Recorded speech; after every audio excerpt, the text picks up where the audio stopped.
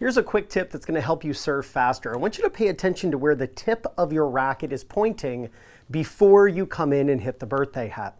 When you watch high-level players, they often do something where when they lift the racket up, the tip of the racket is pointing along the baseline. Let's imagine I'm serving that direction. What I don't want you to do is go across your feet and point the tip of the racket to the back fence. Again, I'm serving that way. What I want you to do is when you toss and lift the racket up, I want you to lift the racket up with the tip of the racket pointing along the baseline. This is going to make it very easy to hit the birthday hat and then serve really fast. Let's take a look at JJ Wolf doing exactly this.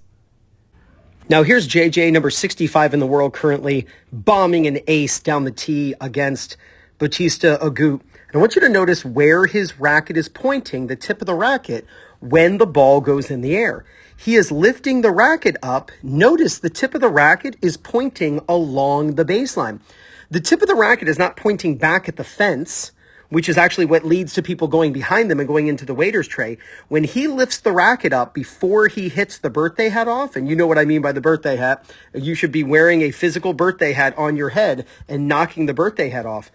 When you toss the ball, lift your racket up with the tip of the racket pointing along the baseline. So if you are right-handed, filming yourself from the back like this, the tip of the racket should be pointing off to the right of the camera. Then you come in and knock off the party hat. This allows you to use the proper elbow position in the back, like you're elbowing someone behind you, and then your elbow drives up and forward into contact. Do not point the tip of the racket to the back fence, but rather toss and point the tip of the racket the same direction your body is facing. This is going to help you hit the birthday hat and absolutely crush your serve. Now, what you can do to practice this is put something in the back behind you. Now, at home here, I've got a bar stool, but you could put a basket of balls, whatever, behind you, and maybe about 4 feet, 3 feet from the baseline. And when you serve, you can practice lifting the racket up and not hitting the object. See, if you're the type of person who would hit the object, you would point the tip of the racket to the back fence, and that's what leads to going into the waiter's tray for countless recreational players.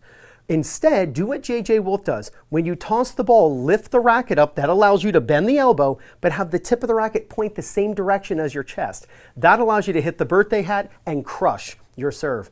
Now, if you're looking for people in your local area to play matches against or practice with, maybe you keep playing the same people over and over again, you kind of are looking for new competition and frankly some stronger competition.